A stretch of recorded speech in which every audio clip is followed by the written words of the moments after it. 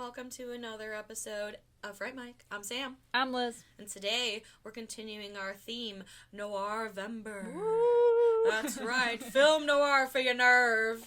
You like it, you don't, I don't care. We're here but I'm very excited this week. We are taking a trip across the pond to our friendly neighbors, very friendly neighbors, over in France, where murder is only the beginning. Woo!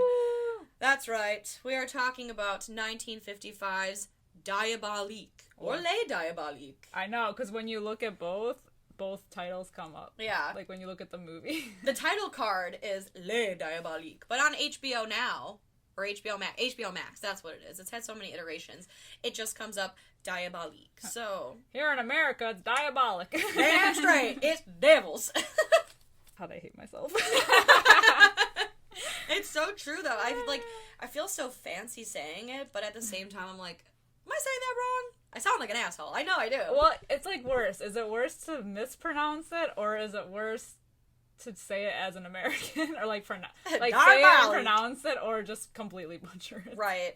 You know what? I gave it a shot. I gave it my best shot, and if I don't sound sophisticated enough...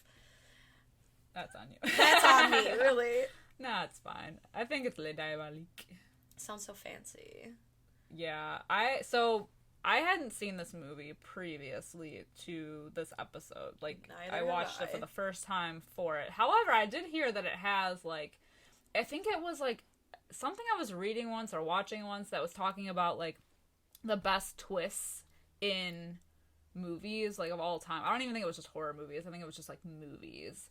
And this was always on the list, and I had always, heard the name of this movie come up and as being, a classic and whatever, but I never visited it until now. And it's interesting because the intro to this movie is, it's kind of like with Psycho, how it's, don't spoil the movie for anybody else. I think they played it at the end, too, but yeah. They, don't spoil the movie for anybody else. Don't ruin it because of the whole, The twist. But it's been since 1955 when it came out, so I feel like if you do get spoiled, or if we all got spoiled on it, it's, it's been a long time. I mean, so let's be honest here. Were you surprised by the ending? Was it a twist for you?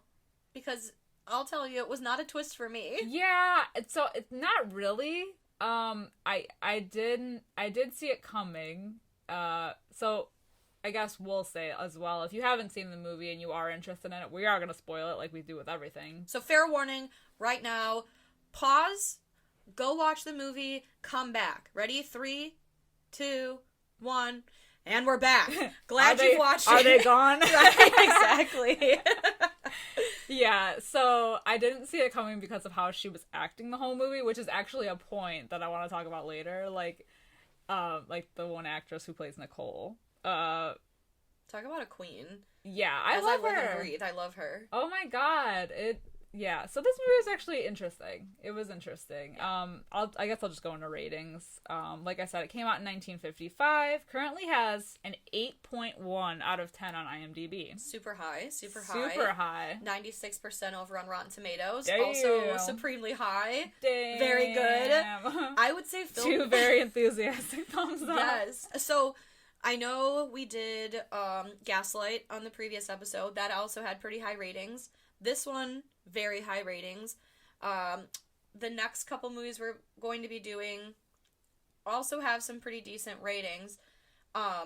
It's interesting to me because, we've talked about it 1,000 times. A lot of the movies we review on here don't always have the best ratings according to the critics. No, this is the highest month combined. Yes, and it's interesting because I feel like film noir is not particularly popular. Or, you don't really hear a lot of people talking about it. Yeah. It's not like, people love, slashers, and they love, paranormal stuff, and, the more, I would say, popular kinds of horror. But I think film noir kind of borders, a horror genre. I would say Diabolique is a film noir, and it is a horror movie, I would say. Like a horror thriller, too. Right. Whereas, the movie we did last week, Gaslight, definitely noir, maybe not so much a typical quote unquote horror movie. Right. You know, so it's interesting. It's kind of like riding that genre line. Yeah, and we've covered movies like that before. Like, we did The Burbs. Yeah. I mean, it's not technically a horror movie.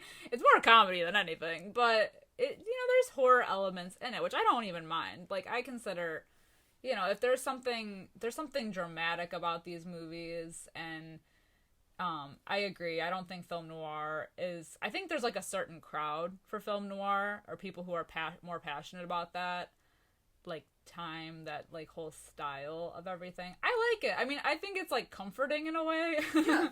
It reminds me a lot of some of, like, maybe it doesn't remind me of, but I feel like it's comforting in the same way as, like, a Quentin Tarantino kind of has that, like, retro-futuristic, like, retro-futuristic vibe, where it's, like, 50s, but 90s also, or, like, you know what I mean? Yeah. Where, like, the Jetsons was kind of like that, where it was, like, a 50s cartoon, but it was futuristic. It's got that, like, that vibe. Yeah. I know these were all, like, this movie, and ironically, the movie we're doing next week was made in the same year, but it is an American movie. There is something about this time period, I feel like, where maybe, I don't even know when, because I don't know, like, the history of film noir, so I don't know when it started, but I don't know, it just kind of blew up between, like, the 1940s and, like, the 1950s, I feel like. They just, like, I don't know. Yeah. That seems to be a lot when we were doing research on what to cover for the podcast. A lot of them came out, like, a lot of the popular ones came out around this time.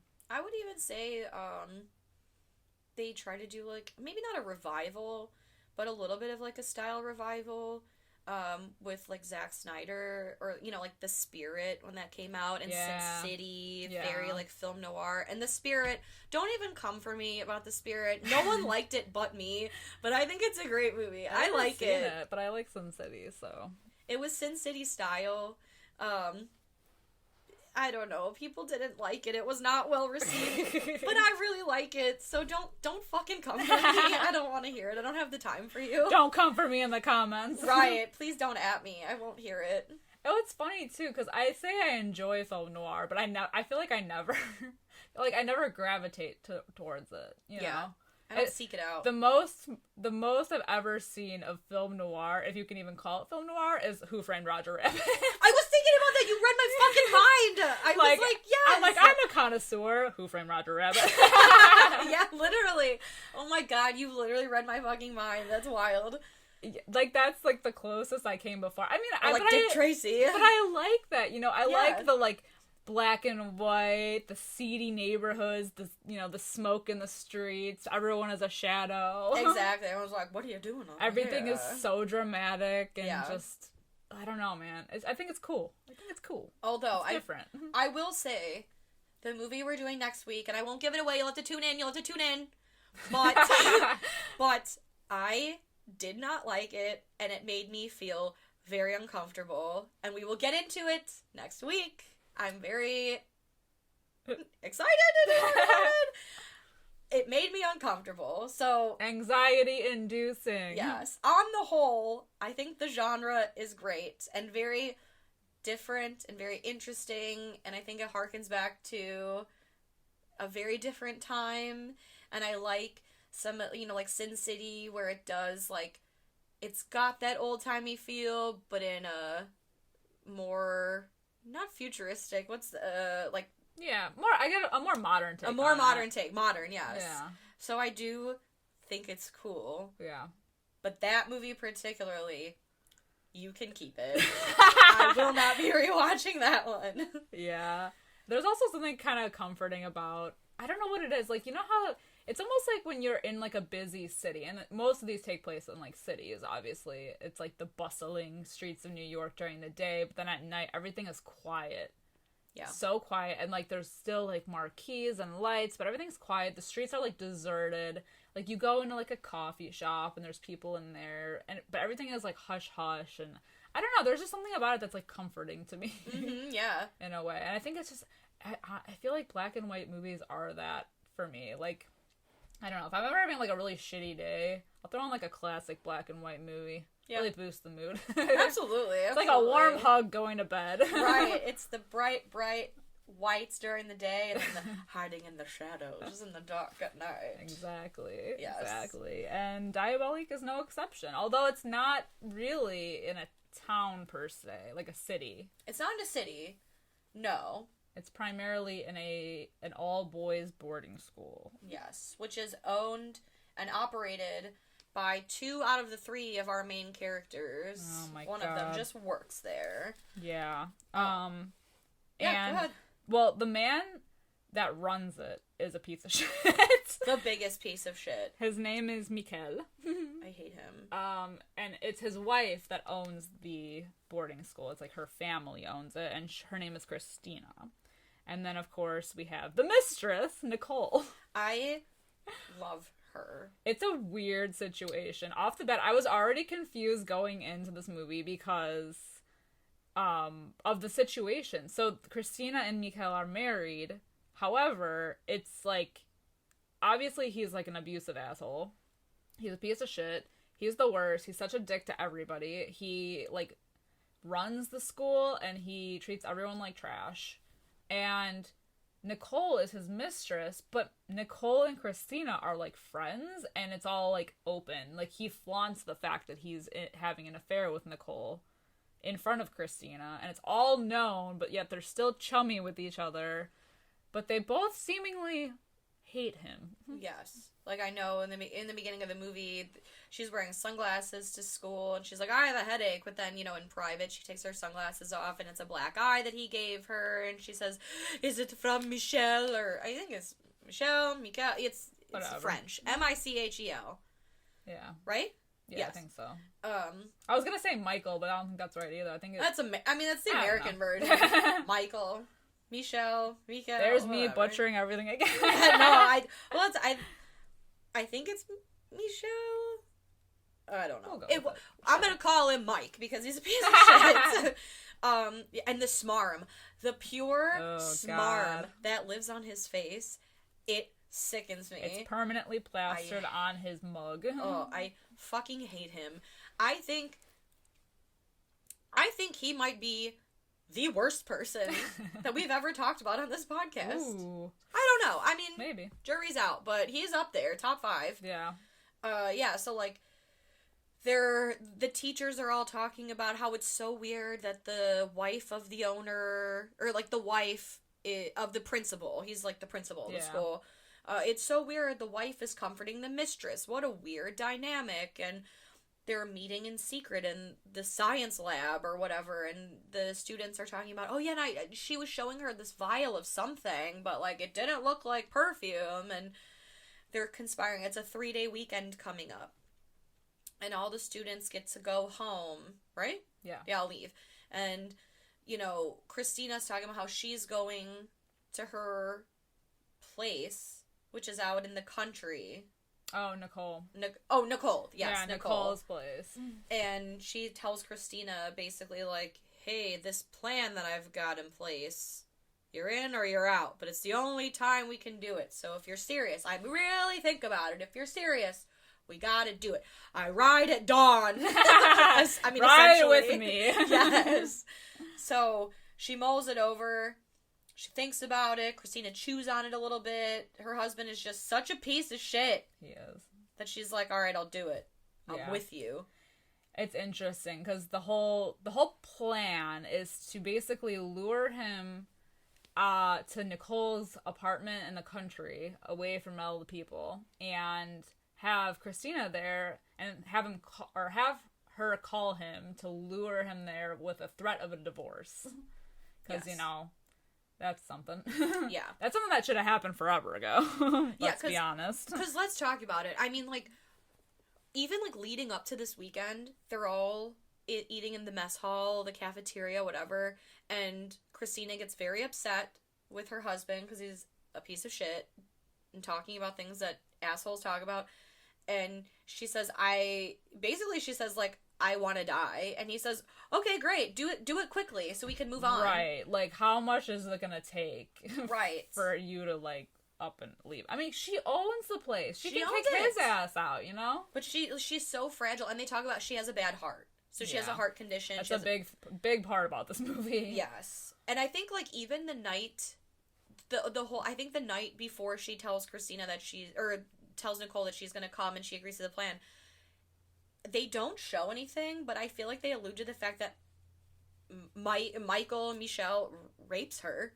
I think. Probably. They show them, and then it's off camera, and you just hear her scream. Yeah. And I don't know if it doesn't look like he beat her. There's no bruises on her or anything, but, like, it's some sort of attack. Right. That drives her to the point where she says, yeah, let's kill his ass. Yeah. But, you know, it's, like, weird that it's, like, I feel like it's a red flag off the bat that it's Nicole plotting the whole thing, and it's, like, what is she getting out of it other than claiming to hate him and getting rid of her? Like, seemingly. I mean, knowing what we know now, we know why, but, like, if you're looking at this with fresh eyes, what is she getting out of it with him dead, you know? Right. The satisfaction of him being dead, but, you know. What's in it for you? Still, I mean, and it's not really clear as to, like, was it just, like, a little fling that they had, or, you know, like, how long was this relationship, and is it still going on? Because the way he, like, looks at Nicole and talks to Nicole, like, it seems like it's still going on. Especially with that fresh shiner. I mean, she clearly was with him. Right. So, like, yeah, so it's, like, when, you know, and the fact that they're friends confuses me, too, but... Yeah. I don't know. Maybe it's kind of like I hate him, too, so you get him. Right. Like, it's kind of the thing, like... Historically, women have always gone, in a cheating situation, women have always hated the mistress rather than hating the husband who sought out and cheated. Right. You know, so it's always women hating women rather than the two women banding against this piece of shit who is cheating on both of them. Yeah. You know, or is not being faithful. And so it's interesting that they... kind of haven't hated, you know, and they talk about it a lot through this movie, like, you know, at first I hated you, and, you know, Nicole, you know, Christina tells Nicole, like, I hated you at first when I found out all of this stuff, and Nicole says, you know, to Christina that he would say awful things about her, and she didn't really know her that well, so she would say mean things back, and they had that conversation, like, do you want me to be honest with you and tell you what I actually said? And Christina says yes at first and then says, never mind, I don't want to know. You know, so it's interesting that they are, until you know the end, they are seemingly doing that, like sisters are doing it for themselves kind of thing, where they're banding together to take down this piece of shit. And it's also weird that they all work together. Yeah. It's like, how long was this going on before Nicole felt guilty about it or knew? I mean, she obviously, if she started there some time ago, then she would have known that they were married already. Right. So red flags off the bat of all like around. Why this ending makes so much sense of this movie. Yeah. But basically the plan is to lure him to Nicole's place and poison his ass, which Christina does. But that whole scene is interesting too, because it's almost like she calls him and says, I want a divorce, blah, blah, blah, I'm staying at Nicole's.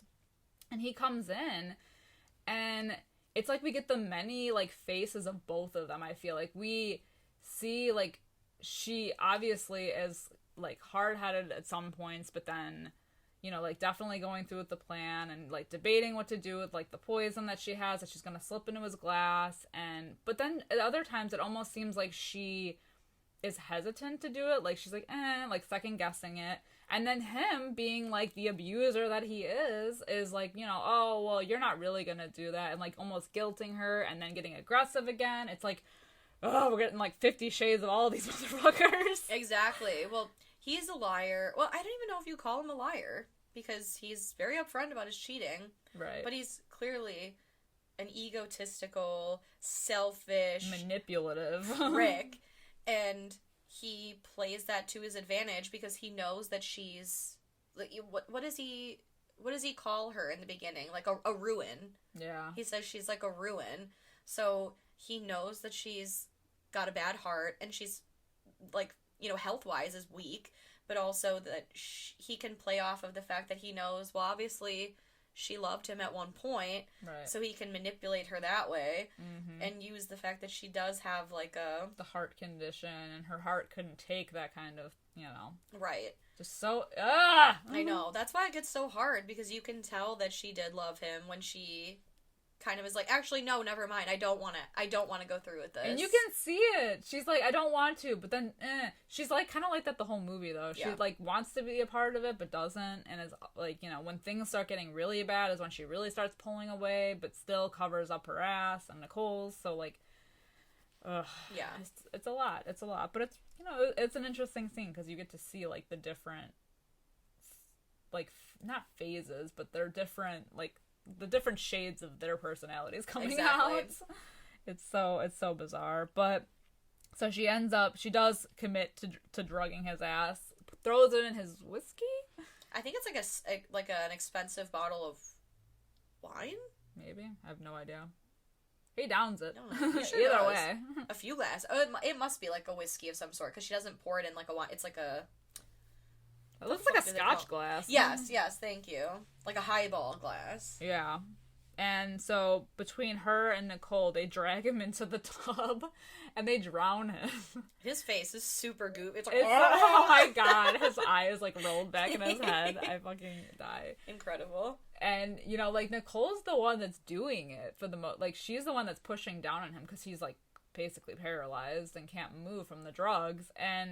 But, just to seal the deal and, like, have Christina play her part in it, she has her go get, like, the clock off the wall or off the mantle to weigh him down even more to make sure that the deed is done. Exactly. It's great. And then they put a tablecloth over the tub so they don't have to look at him. Yeah.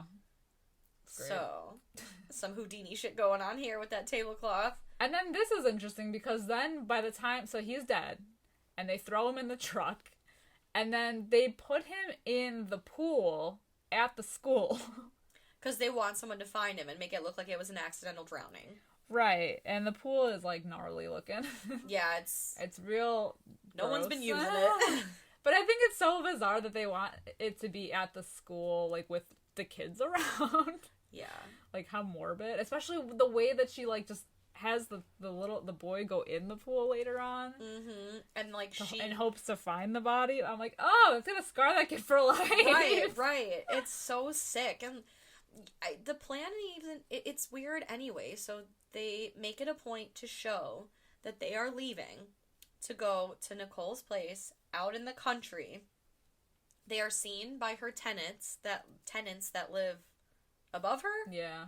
And the weird thing is that that's their alibi is, oh, well, they were far away from the school. They were seen by their tenants. But also, they called the husband. Yeah. And he left. And those two teachers saw him leave. Yeah. And I believe they knew that he was going. Oh, where he was going. I didn't even catch that. So, I don't know why this alibi was so important. Because, Christina mentions, like, let's just dump him in the pool tonight. Like, I can't wait. And she's like, no, we need our alibi. Mm-hmm.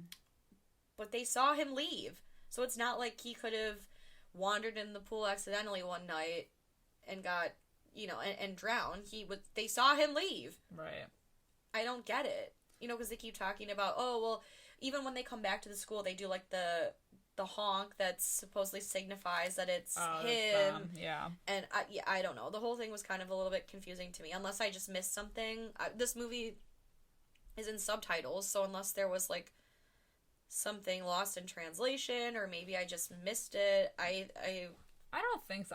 Honestly, I don't even know if like, the other teachers at the school or, like, the caretakers at the school would even give a shit if he went. I mean, he's missing for the majority of the movie. Yeah. So, like, and no one is, like, that concerned about it because he's such a piece of shit. So I'm like, yeah. He's dead. That's a shame. Oh, how sad.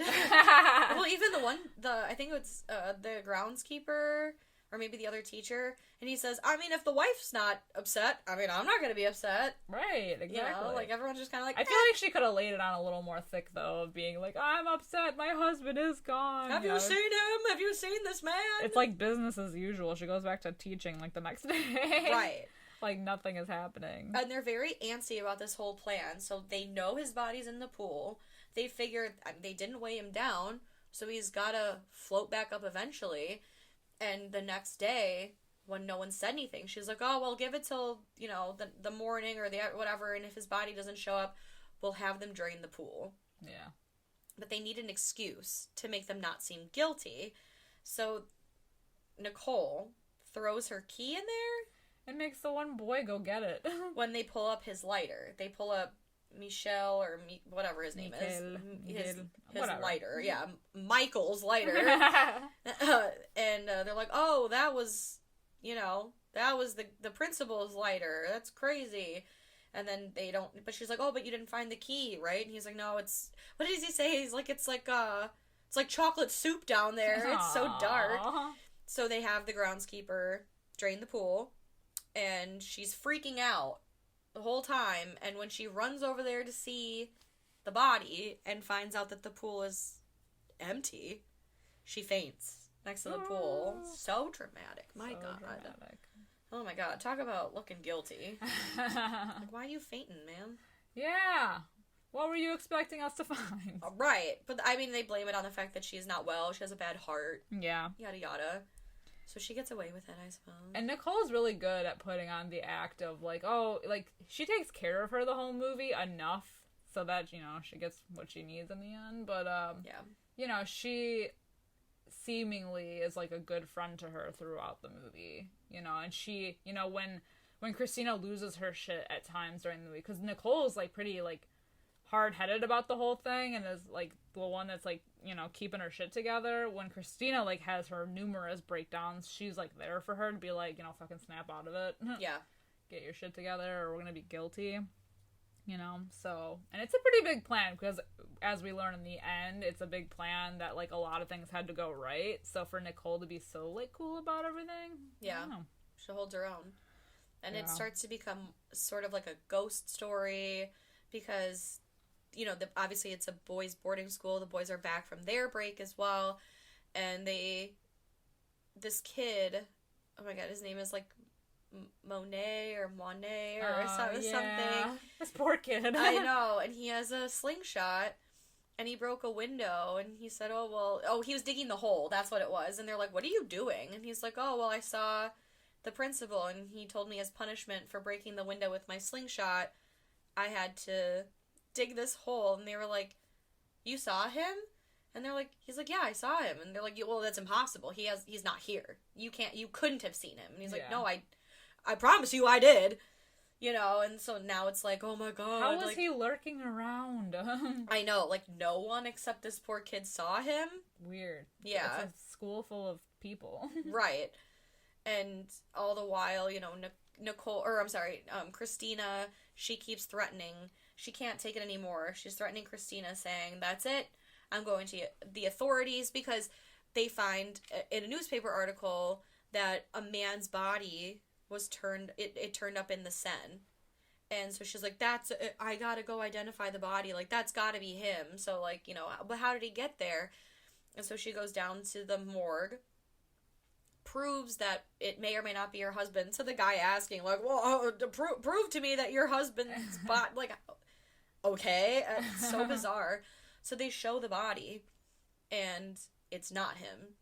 So she meets this detective, policeman, private eye, somebody, this man of the law, and he's retired. Yes, he's hanging around the morgue for some reason, and he's very interested in her case. He's like, I'll help you find your missing husband, and he comes with her, and he's taking details, and what was he last wearing, and she says it was this suit, and then he closes the door, and the suit's hanging up because they get that mysterious delivery. Right. Of the suit that he was wearing the night that he was murdered. Right? Yeah. And it turns up. So somebody brought it to the dry cleaners and left, returned it. So they go to the dry cleaners. They find this, like, key to a secret apartment that he had. I feel like that, like, what was even the point of that? Yeah. It was just, like, some wild that was a little bit chase. much. See, and the problem I have with this movie is that it's a little too long, and I think if they had cut that part out, just keep it within the school of, like, the mysterious things that keep happening. I don't even think we needed the full-blown, like, you know. It reminds me so much of this story that was in The Scariest Stories to Tell in the Dark. It was in the 3rd book, and it was called, oh my god. Oh, I think it's called Maybe Then You Will Remember, or something like that. It takes place in France, and this grandmother and granddaughter go to France. The grandmother is sick. They stay at a hotel. The doctor says, go get this medicine from my wife. The cab is driving her around and around and around. They come back to the hotel, and they are like, we've never seen you before. You haven't stayed in this room. She's like, no, we're in this hotel room. They go to the hotel room, and everything is different and rearranged, and they have no record of her and her grandma ever being there. Twilight Zone-y. I know. So, like, this whole, like, apartment thing just reminded me of, like, a little bit of that. Because it's like, oh, now we're, you know, it's this dry cleaner. Well, we gotta go to the dry cleaners. Oh, there's a key. Well, we gotta go to this apartment. Oh, he's never here. And blah, blah, blah. I've never seen what he looks like. And then she gets back to the house. And she's just, like, very ill. Yeah, she's basically bedbound. I think everything has finally taken a toll on her. So Christina is advised by the doctors not to move. Right. And she ends up admitting at some point to this policeman what happened. Yeah, basically. Because he's snooping a lot. I mean, he's questioning the kids. Yes. You know? And he finds the trunk. He does find the trunk. They put him in the attic. So I think it's just, since she's essentially on her deathbed, she admits to the detective, like, this is what happened. We murdered him. Because I think he says, like, I know where your husband is. And she's like, no, you don't. Like, I know what happened to him. And she's like, I killed him. That's what happened to him. And he's like, well, how did you do that? And she's like, well, Nicole was my accomplice. You know, this is what happened. This is how we did it. Here's the whatever. And he says, don't worry. In the morning, you'll be acquitted.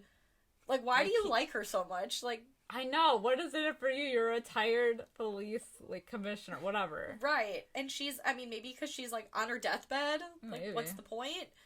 But he probably, I feel like he knew pretty early on what was going on. Or maybe he figured out the Nicole thing. Yeah. Especially from talking to the kids who've seen the principal. And so maybe he felt for her. I don't know. Yeah, maybe he knew the cheating bastard was up to something.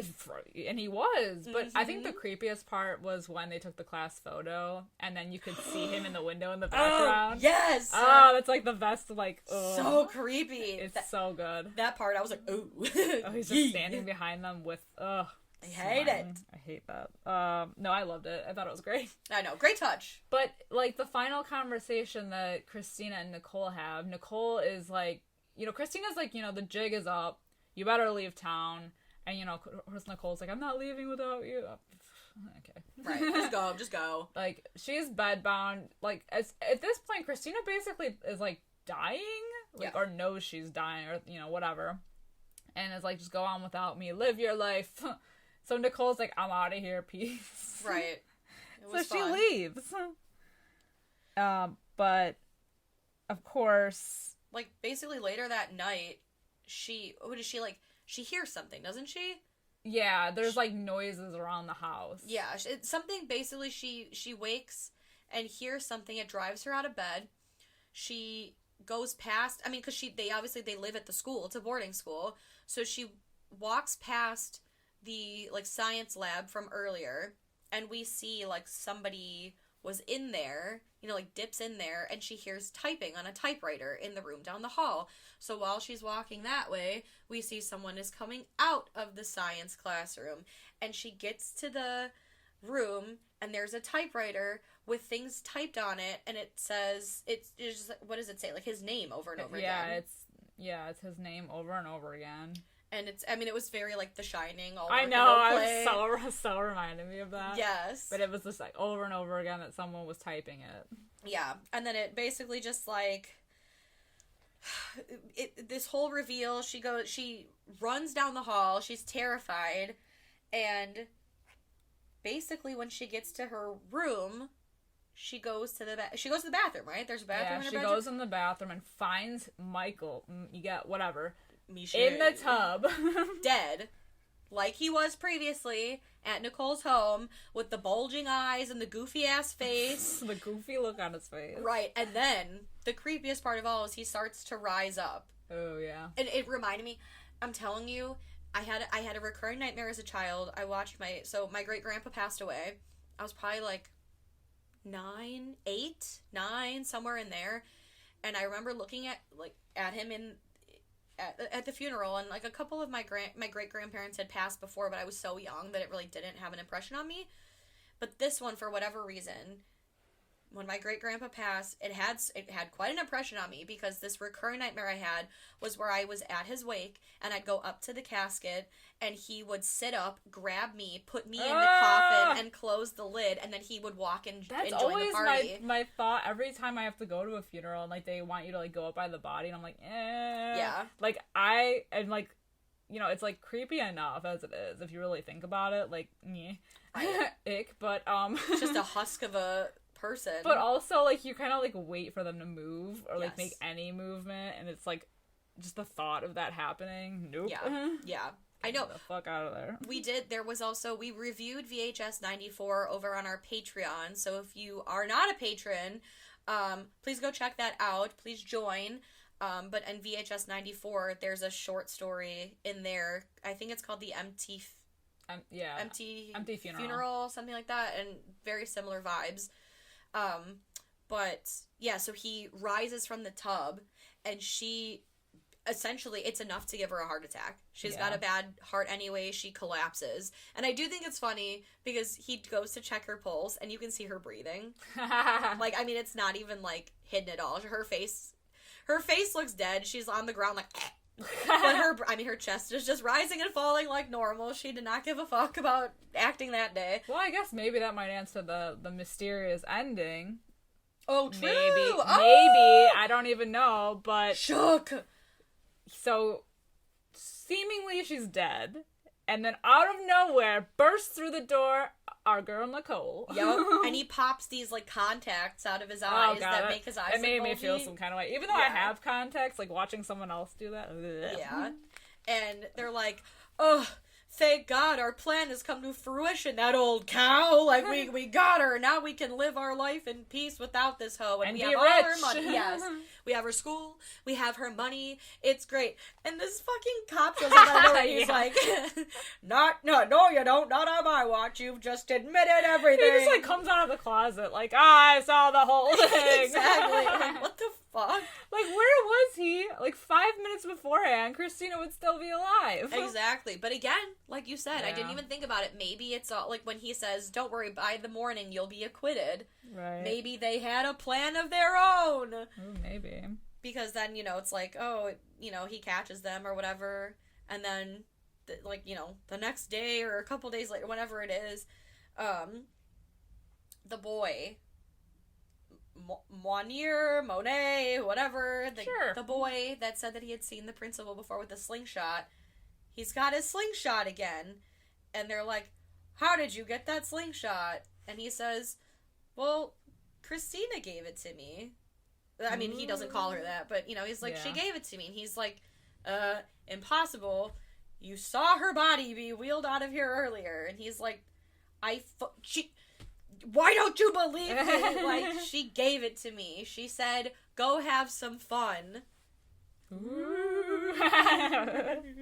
Yeah, then I think at the end is when it says, like, forget what you've seen here today. Don't tell anybody. Let them experience. Don't ruin it. I honestly, so I know I said at the beginning that like, so reminded me of, like, the message in Psycho. And I think I had read somewhere that Hitchcock actually wanted to make this movie. But the director of this movie got to it before he did, within, like, a matter of, like, minutes. Crazy. So, it could have been a Hitchcock movie. I know they remade this movie in the 90s with, like, Sharon Stone. I have not seen it. And the only reason I know that is because when I looked up the scores on this, it said, did you mean Diabolique, the 1996 one with Sharon's, or whatever the fuck, and I was like, no, that's not the one I'm looking for. And I'm sure it's not as good as this. Yeah. But I really like this movie. Yeah, it had a good twist. Now, so I know I, like, just going back a little bit, when you had asked me if I was surprised about the ending, not necessarily, but it's because, and I guess the director also had this problem, of Nicole's acting. I loved her in the movie, but the fact that she was, like, so calm, I guess the director had regretted showing Nicole the ending, the actress that plays Nicole, the ending, because he thought that she was acting too much into it, like she, like, knew what was gonna happen. Like she's too cool? Like she's, like, yeah, almost like if she didn't know how the movie was gonna end, like, she could be more convincing as, you know, to Christina, like, oh my god, like, where is his body? But because she knew the ending, she didn't play it off as cool. Which I kind of agree, because, you know, she's so, like, chill about everything all the time that I'm like, what the hell is she up to, though? Right. How is she so calm? What's she doing? Yeah. So, like, but it was cool. Nevertheless, I still thought it was, like, a good twist ending. Yeah. I agree. I really didn't pick up on, like, her, like, I didn't think her acting was, like, bad, or I was like, what, you know, like, I didn't think she played it, like, too obvious. Yeah. But it is, like, it's kind of like, you know, you had mentioned earlier, like, well, what are you getting out of this? Like, why all of a sudden are you so ready to, like, get rid of this dude and, like, conspire? Because unless she was gonna fucking marry Nicole, or, I'm sorry, marry Christina, like, what are you getting out of it? Right. But I for the most part, for the majority of the movie, I was kind of playing along. I let myself kind of, like, get into it, and I was like, ooh, like, his body's missing, and that's crazy, and whatever. But then probably, like, 15, 20 minutes towards, like, you know, until, like, the end of the movie, I was like, I bet it's gonna go down like this, because what's the other explanation, you know, especially with the kid seeing the principal and, you know, him being in the photo. It's like, there's no way that this was going to be a supernatural movie where it truly was, like, I was gonna ghost, say, there's no ghost story about this where it's like he's coming back for revenge from the dead. You know, he's not a zombie. It's nothing like that. Right. And they don't ever make it that way, so that's what makes it a little more obvious too when you, like, go into it. And I think probably because this movie is from 1955, there have been movies that have come out since that have similar twist endings, you know, like, I mean, The Book and Then There Were None, or even, like, a more modern take, I guess, in a weird way, would be, like, Saw. Yeah. You know, where it's, like, the dead guys behind the all whole along. thing. Yeah, so just, it's maybe not, like, super predictable, but if you've seen enough horror movies, it is. Yeah, it's pretty predictable. I'm sure, like, in 1955, if we were watching this for the first time, it would have been like oh my god, you know, just in the same way that Psycho was a big twist, right? You know, and I think that's why these older movies get higher ratings, like, not necessarily because we're all seeing it for the first time, well, maybe some of us are, but, like, it just has that classic, like, the original twists. You know, like, they're the ones that started it and made it to, you know, now where we have even bigger twists, and, you know. Yeah. But they were the ones that did it first with the most originality, I think. And a lot of times, too, the effects are more practical and in camera, and, like, a lot of the camera work and the lighting has to be a little bit different and a little bit more, like, tactful, and everything kind of has to be for a purpose in order to be, like, a good movie, whereas now a lot of times it's heavily, like, CGI reliant, and they have a lot more things at their disposal to make things look a certain way. Right. So I think that they had to be on their shit. Yeah. To make it a good movie. Yeah. And it's always interesting, too, because you think about it, because they didn't have any effects, it all relied on the acting. Mm-hmm. You know, it was everything, you know, and that's why, like, they're always so a little bit more dramatic, you know, that when they're acting, but that's what they're banking on, you know? Yeah. Like, they have to. Right. Like, they have to do it that way. They have to overly emote. There's nothing else to hide because there's behind. nothing else. Yeah, exactly. I feel ya. So let's get to our personal ratings. Hell yeah. What would you give this movie? I'm gonna give it a 4 out of 5. I enjoyed it. I thought it was pretty solid. Yeah, like, I talked enough about it, about, like, what I saw, like, the flaws, and I think the only other thing is that it was a little slow going, and they could have cut some stuff out, but I thought it was, like, an interesting story overall, and yeah, we've seen it now, but to see it in this, like, noirish type style, I enjoyed it. How about you? I agree. It's so funny. I feel like we do this a lot. But yeah, I also gave it a 4 out of 5.